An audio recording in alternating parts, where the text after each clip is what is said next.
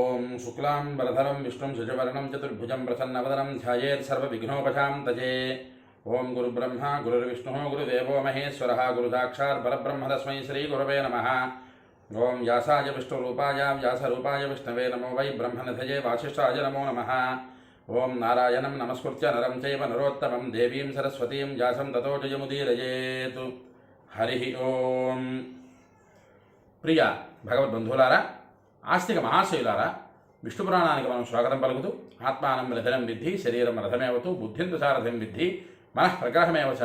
మన ఆత్మ, మన శరీరము, మన బుద్ధి, మన మనస్సు ఇవి అన్నీ కూడా ఒక రథంలాగా మారితే ఆ రథాన్ని అధిరోహించినటువంటి శ్రీమన్నారాయణుడు మనకి సద్బుద్ధిని సద్గతులను కలుగు చేయుగాక అని మరొక్కసారి మనం స్మరణలోకి తెచ్చుకుంటూ విష్ణు పురాణం ద్వితీయాంశం 8వ అధ్యాయంలో ఉన్నాం. ఈ 8వ అధ్యాయంలో సూర్యనారాయణ స్వామి వారి తాలూకా గమనాగమన స్థితి గురించి పూర్తి వివరం పరాశరుడు వారు మైత్రేయ మహర్షికి ఉటంకిస్తున్నారు. ఎవరు ఈ వివరాన్ని ఎన్ని వీడియోలైనా సరే దాటిపోకుండా శ్రద్ధగా వింటారో అట్టి వారికి 12 మంది సూర్యనారాయణ స్వామి వారి తాలూకా పేర్లని తెలుసుకున్నటువంటి వాళ్ళకి ఆరోగ్యం ఖచ్చితంగా నిలకడగా ఉంటుంది అని పరాశరుడు వారు అధ్యాయం ఆఖరిలో చెప్పున్నారు. అయితే ఇక్కడ మనం తెలుసుకోవాల్సిందయ్యా ఒక్క విషయం. సూర్యనారాయణ స్వామి గమనాగమన స్థితి అంటే గురువుగారు మొత్తం ఒక పాలపుంతలో సూర్యుడు ఒక దగ్గర కేంద్రీకృతమై ఒక్క దగ్గర నిలబడితే ఆయన చుట్టూ మిగతా గ్రహాలు అవన్నీ ఉంటాయి కదా, ఈయన గమనాగమన స్థితి ఎలాగా? మన పురాణం పుక్కిటి పురాణమా, లేదంటే సూర్యుడు కదులుతున్నాడా నిజంగా అని ఒక అనుమానం రావచ్చు. ఎందుకంటే మన మీద కొన్ని దశాబ్దాలుగా కుహనా మేతావులు వాళ్ళు పురాణంలో ఇచ్చినటువంటి కొన్ని ఘట్టాలని వక్రీకరించి జాతక చక్రంలో, జ్యోతిష్ చక్రంలో, ధ్రువమండలంలో, అది కూడా మన భూమి మీద కాదు, ధ్రువమండలంలో చూడండి. మనకి ధ్రువోపాఖ్యానంలో భగవన్ నారాయణ స్వామి ధ్రువుడికి ఒక ఆశీర్వచనం చేస్తూ నీవు ఒక మండలంగా నిలబడగలవు, అతి అనేక కోటి బ్రహ్మాండాలలో నీవు ఒక బ్రహ్మాండంగా ఉండగలవు అని ధ్రువమండలాన్ని సృష్టిస్తే ఆ ధ్రువమండలంలో జరిగినటువంటి స్థితులు, ఆ స్థితులలో జ్యోతిష్ చక్రంలో, అది కూడా అక్కడ కూడా ధ్రువమండలంలో కూడా సూర్యనారాయణ స్వామి ఒక దగ్గర కేంద్రీకృతమై ఉంటారు.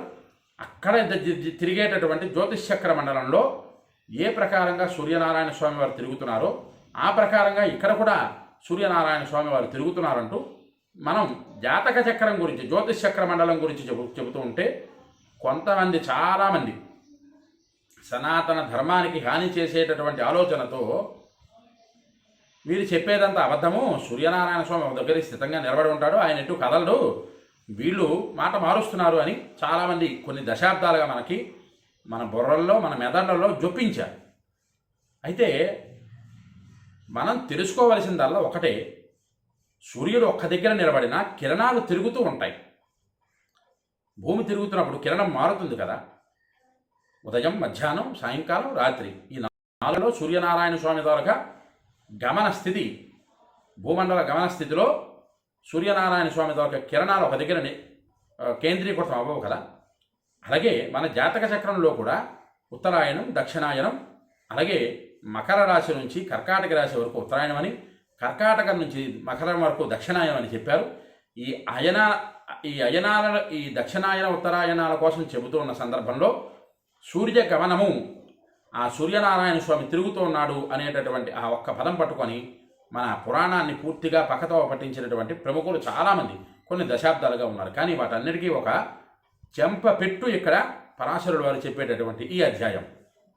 అంతటి మహోత్కృష్టమైనటువంటి అధ్యాయాన్ని ఏ మానవుడు భక్తి శ్రద్ధలతో వింటారో, మన సనాతన ధర్మం గురించి తెలుసుకొని వైదిక మార్గంగా నడుచుకుంటూ ధర్మార్థ కామ్య మోక్షాలనే 4 విధాలైన పురుషార్థాలని సాధిస్తారు, అట్టి మానవుడికి పునర్జన్మ రాహిత్యమైనటువంటి కైవల్యాన్ని శ్రీమన్నారాయణుడు అనుగ్రహిస్తాడు అని మనం ఈ విష్ణు పురాణాంతర్గతంగా తెలుసుకోవాల్సినటువంటి ప్రధానమైన విషయం. అయితే సరే, ఇక్కడ మనం మిగతా విషయాల్లోకి ఎలాగ వెళ్ళినా మనకి పురాణం నడవదు కాబట్టి అక్కడతో ఆ వివరాలు ఆపుకుంటూ కిందటి వీడియోలో ప్రారంభం చెప్పినటువంటి ఆఖరి శ్లోకం దగ్గర నుంచి మనం ఈ అధ్యాయం ప్రారంభం చేసుకుందాం. తతస్య మిథునస్యాంతే పరాకాష్ఠాముపాగతః రాశిం కర్కటకం ప్రాప్య కురుతే దక్షిణాయనం. మేషరాశిని వృషభ రాశిని దాటి మిథున రాశి చివరి వరకు అనగా ఉత్తరాయణం యొక్క చివరి హద్దు వరకు సూర్యనారాయణ స్వామి ప్రయాణం చేస్తూ జ్యోతిషక్ర మండలంలో తర్వాత కర్కాటక రాశిలో ప్రవేశించి దక్షిణాయనాన్ని ప్రారంభం చేస్తారు. ఉత్తరాయణ దక్షిణాయన కాలాలలో సూర్యనారాయణ స్వామి ఆ గమనాగమన స్థితిని గురించి తెలుసుకున్న వారందరికీ కూడా చక్కనైనటువంటి ఆరోగ్యాన్ని ప్రసాదిస్తాడు అంటూ కులాల చక్ర పర్యంతో యథాశీఘ్రం ప్రవర్తతే దక్షిణే ప్రక్రమే సూర్యస్తథా శీఘ్రం ప్రవర్తతే. కుమ్మరిశారే చివరన ఉన్నటువంటి జీవుడు ఏ విధంగా వేగంగా తిరుగుతాడో దక్షిణాయనంలో సూర్యుడు అదే విధంగా వేగంగా తిరుగుతూ ఉంటాడు. ఇక్కడ కుమ్మరిశారి గురించి ఇక్కడ ఉటంకించారు పరాశరులు వారు. చూడండి, కుమ్మరిశారే అంటే ఒక బండి చక్రాన్ని తిప్పడానికి ఉండేటువంటి ఒక మార్గము, బండి చక్ర మధ్యస్థమంలో ఉన్నటువంటి ఒక ఆకారము. ఇది చాలా మానసికంగా విజువలైజ్ చేసుకోండి. ఎందుకంటే కుమ్మరిసారికి చివరనున్న జీవుడు అని చెప్తున్నారు ఇక్కడ. కుమ్మరిసారి తిరగాలి అంటే ఒక కర్ర పట్టుకొని ఒక ఆయన తిప్పుతూ ఉంటాడు ఆ బండి చక్రాన్ని. బండి చక్రం ఎలా తిప్పుతాడు? ఆయన అనుకున్నటువంటి పని అవ్వడానికి బండి చక్ర మధ్యస్థమంలో ఒక మట్టి ముద్ద వేసి ఆ మట్టి ముద్దని తను ఏ రకంగా తీర్చిదిద్దాలి అనుకుంటున్నాడో దాన్ని తీర్చిదిద్దడానికి ఆ చక్రం ఏ వేగంగా తిరగాలో దాన్ని నిర్దేశిస్తాడు ఆ మనిషి. ఇక్కడ మనం చాలా చాలా చాలా చాలా జాగ్రత్తగా తెలుసుకోవాల్సినటువంటి విషయం, బండి చక్రం తాలూకా చివరన ఉన్నటువంటి జీవుడు, ఆ జీవుణ్ణి తిప్పేటటువంటి వారు. అలాగే బండి చక్ర మధ్యస్థమంలో ఉన్న బ్రహ్మ పదార్థము, ఈ జీవుడు బ్రహ్మ పదార్థానికి వెళ్ళడానికి ప్రయాణం అవ్వడానికి ఈ బండి చక్రం తిప్పినటువంటి వాళ్ళు ఎవరు? ఇక్కడ కామ క్రోధ లోభ మోహ మద మాత్సర్యములు అనేటటువంటి 6 శత్రువులు. ఈ 6 శత్రువులు కూడా జీవుడు పరమాత్ముడి దగ్గరికి వెళ్ళకుండా ఆ చక్రం తిప్పుతూ తిప్పుతూ తిప్పుతూ తిప్పుతూ ఉంటారు.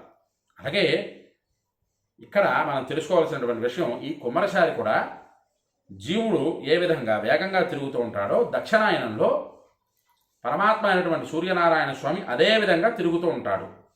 దక్షిణాయనము ప్రధానంగా వ్రతాలు, నోములు, పూజలు, పునస్కారాలు, యజ్ఞయాగాది క్రతువులు, తపస్సులు చేయడానికి ముఖ్యమైనటువంటి భగవంతుడు నిర్దేశించినటువంటి కాలం దక్షిణాయనం. దక్షిణాయనం అందుకే కాస్త వేరంగా వెళ్ళిపోతుంది ఈ కాలం అంతా కూడా. ఉత్తరాయణ కాలం కాస్త నెమ్మదిగా నడుస్తూ ఉంటుంది, ఈ దక్షిణాయన కాలం వేరంగా వెళ్ళిపోతూ ఉంటుంది. ఇక్కడికి వచ్చేసరికి పరాశరుడు వారు చెబుతూ కుమ్మరిశారే చివరనున్న జీవుడు ఏ విధంగా వేగంగా తిరుగుతూ ఉంటాడో దక్షిణాయనంలో ఉన్న సూర్యుడు అదే విధంగా వేగంగా తిరుగుతూ ఉంటాడు జ్యోతిషక్ర మండలంలో. అతి వేగితయా కాలం వాయువేగ బలాచ్చరన్ తస్మాత్ ప్రకృష్టాం భూమిస్తూ కాలానాల్పేన గచ్చతి. మిక్కిలి వేగగమనంతో వాయువేగం యొక్క బలంతో సంచరిస్తూ సూర్యనారాయణుడు ఉత్కృష్ట మార్గంలో భూమిని అల్పకాలంలో దాటుతాడు. ఇందాక మనం చెప్పుకున్నట్టుగానే భూమిని అల్పకాలంలో దాటడం అంటే సూర్యుడు దాటుతాడా? కాదు కదా. జ్యోతిషక్ర మండలంలో సూర్యనారాయణ గమనంలో ఆయన వేగంగా తిరుగుతూ జాతక చక్రం వేసినటువంటి వాళ్ళకి ఆ రాశి ఆ గ్రహాల తాలూకు గతులు ఏ గ్రహం ఎన్ని రోజులకు మారుతుందని చెప్పడానికి ఇక్కడ పరాశరుడు వారు చెప్పినటువంటి శ్లోకం ఇది. ఆయన వేగంగా సూర్యనారాయణ స్వామి వేగంగా తిరుగుతూ కుజుడిని దాటుతాడు, భూమిని దాటాడు. ఆ భూమిని దాటడం అంటే అర్థం ఇక్కడ అలాగొస్తుంది. అయితే సూర్యో ద్వాదశాభి శైఘ్ర్యాన్ ముహూర్తైర్దక్షిణాయనే త్రయోదశార్ధ మృక్షాణామహనాతు చరతి ద్విజ ముహూర్తైస్తాప దృశాని నక్తమష్టాదశైశ్చరన్. సూర్యుడు దక్షిణాయనంలో పగటి సమయంలో వేగగమనంతో 12 ముహూర్తాల కాలంలో 13.5 నక్షత్రాలు దాటిపోతాడు. అలాగే రాత్రి సమయంలో అదే 13.5 నక్షత్రాలు 18 ముహూర్తాల కాలంలో దాటుతాడు. రాత్రి సమయం కాస్త పెద్దది దక్షిణాయన కాలంలో, పగటి సమయం కాస్త తక్కువది, చిన్నది అని ఇక్కడ చెప్తున్నారు పరాశరుల వారు. మనం తెలుసుకున్నట్లయితే చూసినట్లయితే జీవనము సాగించేటటువంటి పరిక్రమణలో రాత్రికాలము వేసవి కాలంలో వేరంగా అయిపోతుంది. ఎందుకు? వేసవి తాపం బాగా వేడి ఎక్కి ఎక్కి ఎక్కి ఎక్కి భూమి సూర్యనారాయణ స్వామి తాలూకా తాపానికి ఆ రాత్రి సమయం తగ్గిపోతుంది. కానీ సమయం తగ్గిపోతుందని కాదు, సూర్యుడు కిరణాలు వేరంగా భూమి మీదకి ప్రసరింపజేస్తారు. అలాగే ఇక్కడ కూడా ఆ స్వామి సూర్యనారాయణ స్వామి దక్షిణాయనంలో ముహూర్తకాలాలు 13:30 నక్షత్రాలు, 12 ముహూర్తకాలాలలో ఉదయం వేళ పగటి సమయంలో 12:30 నక్షత్రాలు, 12 ముహూర్తకాలాలలో 13:30 నక్షత్రాలు దాటుతాడని, అలాగే 13:30 నక్షత్రాలను 18 ముహూర్తకాలలో దాటుతాడని ఇక్కడ చెబుతున్నారు పరాశరుడు వారు. కులాల చక్ర మధ్యస్థో యథా మండం ప్రసర్పతి తథోద గజనే సూర్య సర్పతే మందవిక్రమ. ఇక్కడ కూడా మరలా పరాశరుడు వారు ఉటంకిస్తూ కుమ్మరసారే నడుమునున్న జీవుడు ఎలా మెల్లగా తిరుగుతాడో అలా ఉత్తరాయణంలో సూర్యుడు మెల్లనైన నడకం సంచారం చేస్తారు. ఇందాకల కుమ్మరసారి గురించి చెప్పేసరికి కుమ్మరసారిలో చివరన ఉన్న జీవుడు అని ఉటంకించారు పరాశరుడు వారు. ఇక్కడికి వచ్చేసరికి కుమ్మరసారిలో నడుమునున్న జీవుడు అని ఆయన ఉటంకిస్తున్నారు. ఎందుకు ఆయన చెప్తున్నారు? అలాగా 2 రకాలుగా మారింది ఇక్కడ. కుమ్మరసారి అన్నది ఉత్తరాయణానికి వచ్చేసరికి ఆ బ్రహ్మ పదార్థానికి కాస్త దూరంగా చివరన ఉంటుంది. దక్షిణాయనంకి వచ్చేసరికి ప్రతి ఒక్క జీవుడు కూడా చేయవలసినటువంటి వినాయక చవితి నవరాత్రులు, దసరా నవరాత్రులు, కార్తీక మాసం, మార్గశిర మాసంలో ఉత్సవాలు, అలాగే శ్రావణ మాసంలో శ్రావణ వరలక్ష్మి వ్రతాలు, ఇవి అన్నీ కూడా చక్కగా భగవద్ ఆరాధన కోసం నియమించినటువంటి అత్యద్భుతమైనటువంటి పుణ్యతిథులు, నక్షత్రాలు అవన్నీ. ఆ సందర్భాలలో మానవుడు అని పుట్టినటువంటి ప్రతి ఒక్కరూ కూడా భగవంతుడు దర్శనం దగ్గర నుంచి పూజ, నాజ, యజ్ఞ, యాగాది క్రతువులు అన్నీ చేస్తూ ఉంటారు. కాబట్టి ఈ పరాశరుడు వారు ఇక్కడ కుమ్మరసార నడుమన ఉండేటటువంటి జీవుడు అని ఉటంకించారు. అలాగే తస్మాత్ దీర్ఘేణ కాలేన భూమి మల్పాంతు గచ్చతి 18 ముహూర్తం యదుత్తరాయణ పశ్చిమం అహర్భవతి తచ్చాపి చరతే మందవిక్రమ. ఆ కారణంచే ఎక్కువ సమయంలో అల్పభూమిని నెమ్మదిగా అతిక్రమిస్తాడు సూర్యుడు. అందువల్ల ఉత్తరాయణం చివరి సమయంలో పగటి కాలం 18 ముహూర్తాల కాలం అవుతుంది. అంటే పగటి కాలం 18 ముహూర్తాల కాలం ఉత్తరాయణ సమయంలో. 18 ముహూర్తాలంటే మనకు అర్థం అవ్వాలంటే ఈ భాషలో ఈ రోజుల్లో చెప్పుకోదగ్గది 14 గంటల 24 నిమిషాలు పగటి కాలం అవుతుంది ఉత్తరాయణంలో. అలాగే అప్పుడు కూడా సూర్యుడు మందగమనంతోనే సంచరిస్తూ ఉంటాడు, నెమ్మదిగా ప్రయాణం చేస్తూ ఉంటారు అని చెప్తున్నారు ఇక్కడ. జ్యోతిష్ చక్రంలో చూడండి, మరొక్కసారి చెప్తున్నాను, జాతక చక్రంలో సూర్యుడు ఉత్తరాయణంలో మందగమనంగా ప్రయాణం చేస్తూ ఉంటారు. త్రయోదశార్ధ వహనాతు వృక్షాణం చరతే రవి ముహూర్తై స్థావదృక్షాన్ని రాత్రౌ ద్వాదశభిశ్చరన్. రవి పగటి సమయంలో జ్యోతిష్ చక్రంలో ప్రత్యేకంగా మళ్ళా ఇక్కడ పరాశరుడు వారు ఎందుకు ఉటంకించారంటే, మన బుద్ధి పెడతరవ బట్టి సూర్యనారాయణ స్వామి మధ్యలో ఉండేటటువంటి బ్రహ్మ పదార్థం కదులుతుంది అని అనుకోకండి. ఇక్కడ చెప్తున్నారు పరాశరుడు వారు, రవి పగటి సమయంలో జ్యోతిష్ చక్రంలో 13:30 నక్షత్రాలను అతిక్రమిస్తాడు. అలాగే అదేవిధంగా రాత్రి సమయంలో అదే సంఖ్య గల 13:30 నక్షత్రాలు 12 ముహూర్తాల సమయంలో అధిగమిస్తారు అని చెప్తున్నారు. అంటే 12 ముహూర్తాల సమయం అంటే 9 గంటల 36 నిమిషాల కాలము రాత్రి సమయం ఉంటుంది అని. అతో మందతరం నాభ్యాం చక్రం భ్రమతి వై యథా మృత్పిండ ఇవ మధ్యస్థో ధ్రువో భ్రమతి వై తథా.